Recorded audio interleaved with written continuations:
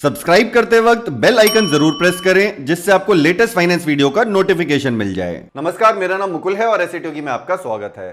दोस्तों, इस वीडियो में हम एक इंपॉर्टेंट टॉपिक डिस्कस करने वाले हैं जो है ईपीएफ। ईपीएफ यानी एम्प्लॉय प्रोविडेंट फंड। अगर आप किसी कंपनी में सैलरी पे काम करते हैं, मतलब आप कोई एम्प्लॉय हैं, तो आपका हर महीने कुछ ना कुछ पोर्शन पीएफ की फॉर्म में जरूर कटता होगा। कुछ कंपनीज में ये फिक्स्ड होता है अमाउंट 1800 रुपए महीना, कुछ कंपनीज में ये सैलरी का 12% कटता है और कुछ कंपनीज में ये ऑप्शन दे दिया जाता है एम्प्लॉइज को कि आप 1800 रुपए पर मंथ कटवा सकते हैं या फिर आप अपना 12% सैलरी का कटवा सकते हैं। तो हमारे लिए कौन सा ऑप्शन बेटर है, क्या इसके रूल्स हैं सारे, वो सारे हम इस वीडियो में डिस्कस करने वाले हैं। ईपीएफ के बेनिफिट्स देखेंगे, विड्रॉल प्रोसेस देखेंगे, ये कैलकुलेशन कैसे होती है ईपीएफ की, जिसके ऊपर काफी कंफ्यूजन है। तो ये वीडियो हेल्पफुल होने वाला है किसी भी एम्प्लॉय के लिए, यानी कि जो कोई भी कहीं पे काम करता है किसी कंपनी में, कंपनीज के लिए जिनको ये ईपीएफ काटना होता है, और साथ में जो प्रैक्टिसिंग सीएज हैं उनको भी ये फायदा करेगा। तो आप इस वीडियो में बने रहिए।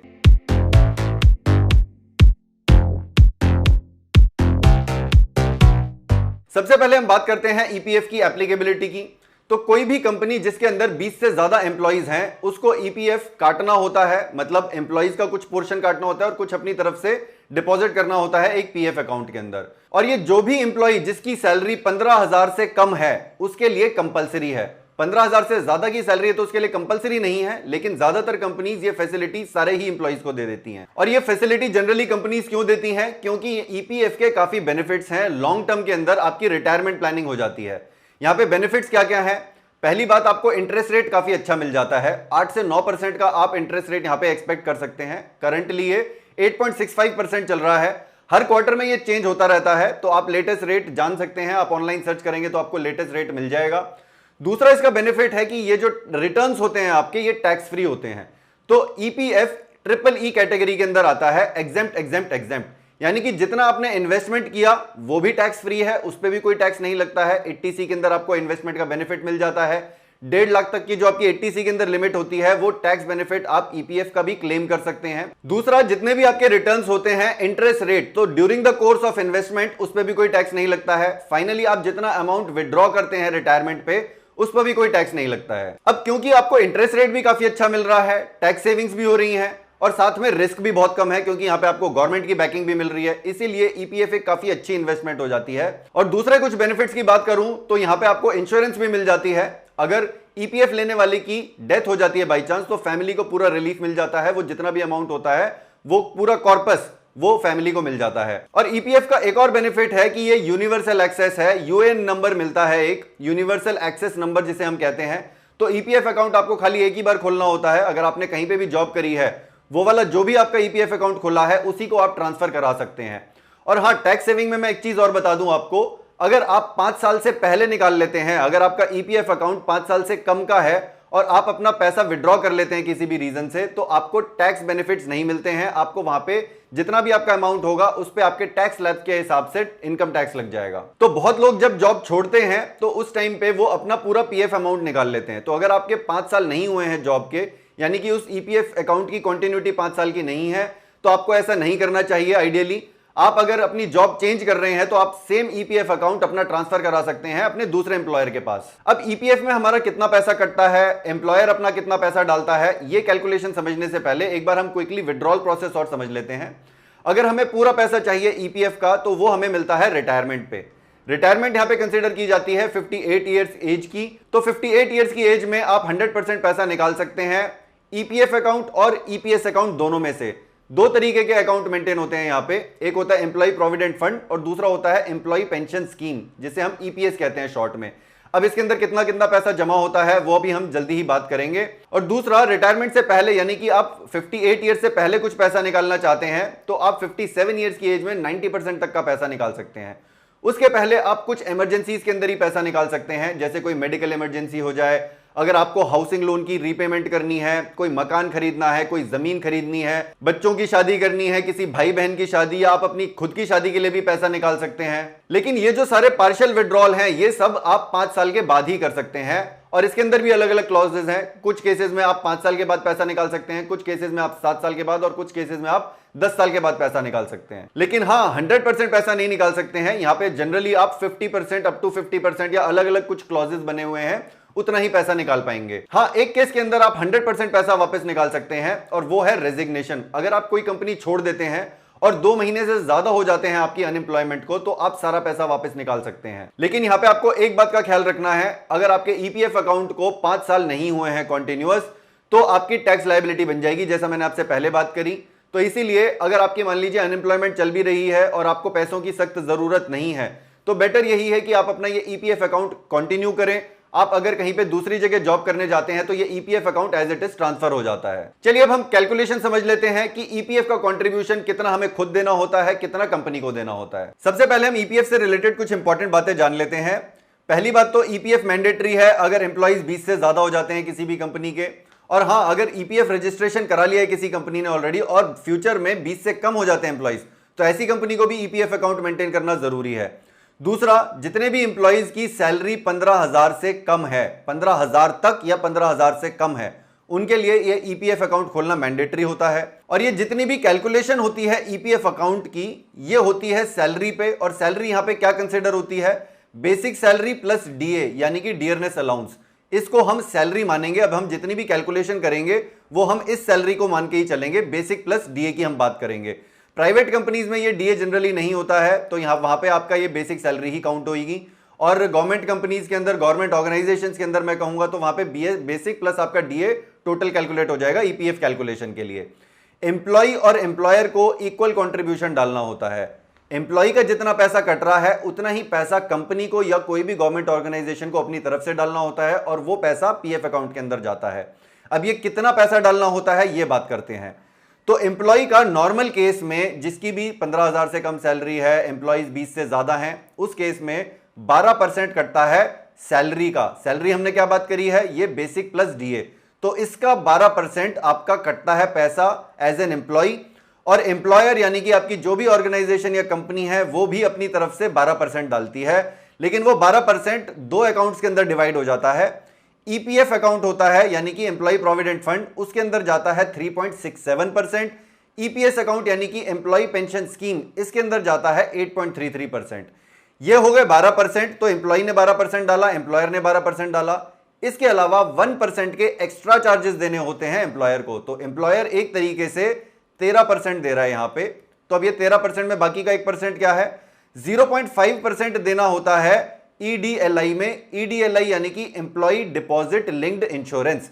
तो ये जो आपकी ईपीएफ और ईपीएस हो रही हैं, इनकी इंश्योरेंस करानी भी जरूरी है। ये वाला पैसा भी आपका एम्प्लॉयर ही देता है। और 0.5% के आपके ईपीएफ एडमिनिस्ट्रेशन चार्जेस लग जाते हैं और ये भी पैसा एम्प्लॉयर ही देता है। पहले ये 0.65% होते थे, अभी जून 2018 से ये 0.5% हो गए हैं। तो ये तो हमने कर लिया नॉर्मल केस की बात, जहां पे एम्प्लॉय स्ट्रेंथ किसी कंपनी की या किसी ऑर्गेनाइजेशन की 20 से ज्यादा की है। कुछ कंपनीज की मान लीजिए एम्प्लॉय स्ट्रेंथ 20 से कम आ जाती है, तो उनको खाली 10% ही काटना होता है एम्प्लॉय का और 10% ही एम्प्लॉयर को जमा करना होता है। 10% अगर एम्प्लॉयर को जमा करना है तो 8.33% तो ईपीएस में, ये तो देखिए पोर्शन फिक्स्ड है।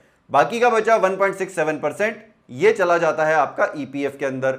अब ये जो 10% है खाली लेस देन 20 एम्प्लॉइज की ऑर्गेनाइजेशन के लिए नहीं है खाली, और भी कुछ इंडस्ट्रीज के लिए ये एप्लीकेबल है। जैसे कि अगर कोई सिक यूनिट डिक्लेयर हो गई है या फिर कुछ इंडस्ट्रीज वहां पे स्पेसिफिकली मेंशन्ड है, जैसे कि ब्रिक इंडस्ट्री है, तो इन सब इंडस्ट्रीज में भी यहां पे 10% के ही एप्लीकेबिलिटी है। लेकिन हम ब्रॉडली कहें तो मैक्सिमम कंपनीज या ऑर्गेनाइजेशन के लिए ये पहला वाला ही केस एप्लीकेबल होता है। जनरली आपका 12% ही आपको काटना होता है और कंपनी को भी 12% ही जमा करना होता है। तो यहां पे अब बनते हैं हमारे दो सिनेरियो। एक सिनेरियो है जहां पे सैलरी लेस देन 15,000 अगर किसी इंप्लॉय की, तो उस केस में क्या होगा? उस केस की तो हमने ऑलरेडी बात कर ली है। 12% ऑफ सैलरी एम्प्लॉय की कट जाएगी ईपीएफ में और 12% यहां पे 3.67% ऑफ सैलरी, जितनी भी सैलरी है। मान लीजिए इस बंदे की सैलरी 10,000 है, तो 3.67% ऑफ, ये S1 मैंने यहां पे लिखा है सैलरी को, तो S1 हो गया यहां पे 10,000। तो 3.67% ऑफ 10,000 यहां पे इसका ईपीएफ एम्प्लॉयर डालेगा। 12% यानी कि 12% ऑफ 10,000 ये एम्प्लॉय का कट जाएगा ईपीएफ में। ईपीएस में 8.33% ऑफ 10,000 चला जाएगा। ईडीएलआई 0.5% ऑफ 10,000 लग जाएगा और एडमिनिस्ट्रेशन चार्जेस भी 0.5% 10,000 के लग जाएंगे। तो ये तो बहुत सिंपल सा केस है जिसकी भी सैलरी 15,000 से कम है। और दूसरा सिनेरियो बनता है अब अगर सैलरी 15,000 से ज्यादा है तो 15,000 से अगर ज्यादा किसी की सैलरी है तो यहां पे देखिए दो ऑप्शन होते हैं एम्प्लॉयर के पास। पहला तो वो या तो मिनिमम ईपीएफ का ऑप्शन दे देता है, मतलब वो कहता है कि हम तो मिनिमम ईपीएफ ही भरेंगे और मिनिमम ईपीएफ ही काटेंगे। तो ये मिनिमम ईपीएफ कितना होगा, 15,000 होगा, मतलब 15,000 की जो सैलरी है बेसिक प्लस डीए उस पे आपका ईपीएफ कट जाएगा। तो मान लीजिए ये जो सैलरी है, किसी बंदे की सैलरी जो 40,000 है, तो यहां पे इस सैलरी से कोई मतलब नहीं है, चाहे सैलरी 40,000 रहे आपका, ये क्योंकि 15,000 से ज्यादा की सैलरी हो गई तो यहां पे ईपीएफ 12% ऑफ 15,000 कट जाएगा।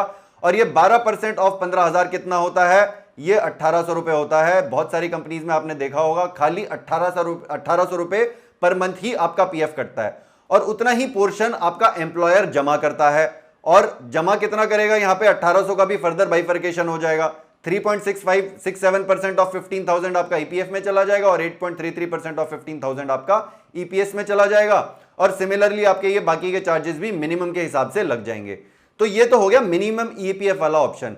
अब अगर कोई एम्प्लॉयर चाहता है कि नहीं हम ज्यादा बेनिफिट देना चाहते हैं किसी भी एम्प्लॉय को, मतलब सारे एम्प्लॉइज को लेट से, तो वो कहेंगे कि आपके पास ऑप्शन है, आप फुल ईपीएफ भी ऑप्ट कर सकते हैं। कई कंपनीज तो दोनों ही ऑप्शन देती हैं कि आप अपना अगर मिनिमम ईपीएफ कटवाते हैं तो एम्प्लॉइज का इन हैंड सैलरी जो है वो काफी बढ़ जाती है, लेकिन अगर फुल ईपीएफ कटवाता है कोई तो उसकी सेविंग्स अच्छी हो जाती है। जैसा हमने पहले बात की, इंटरेस्ट रेट अच्छा है, टैक्स सेविंग भी काफी अच्छी है, तो उस वजह से आपकी सेविंग अच्छी हो रही है तो आप फुल ईपीएफ पे भी जा सकते हैं।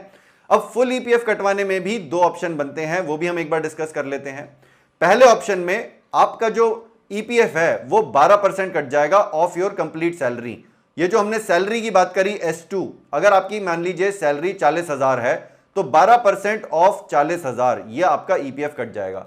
आपने तो अपना फुल ईपीएफ कटवा लिया, लेकिन एम्प्लॉयर की जरूरत नहीं है कि वो आपको फुल ईपीएफ ही दे, वो चाहे तो अपना मिनिमम पे भी काम चला सकता है। वो चाहे तो 3.67% ऑफ 15,000 दे सकता है, ईपीएस के अंदर अपना 8.33% ऑफ 15,000 दे सकता है, और अकॉर्डिंगली वो अपने मिनिमम चार्जेस पे कर सकता है।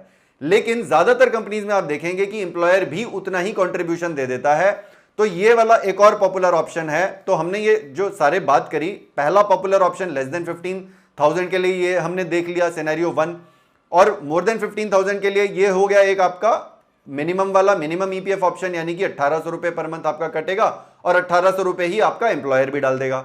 तीसरा पॉपुलर ऑप्शन है ये वाला, जिसके अंदर 12% आपकी सैलरी का कटेगा और 12% ही आपका एम्प्लॉयर डाल देगा। लेकिन यहां पे थोड़ा सा ध्यान दीजिएगा, यहां पे जो ईपीएस वाला अकाउंट है इसके अंदर आपको 8.33% ऑफ 15,000 ही डालना होता है, ये यहां पे कैप होती है। तो ये जो इसके ऊपर का जो पैसा होगा, टोटल तो 12% करना है, ये जो टोटल है ये तो 12% कर देगा आपका एम्प्लॉयर, लेकिन ये जो बाकी का पैसा है वो आपका ईपीएफ अकाउंट में चला जाता है।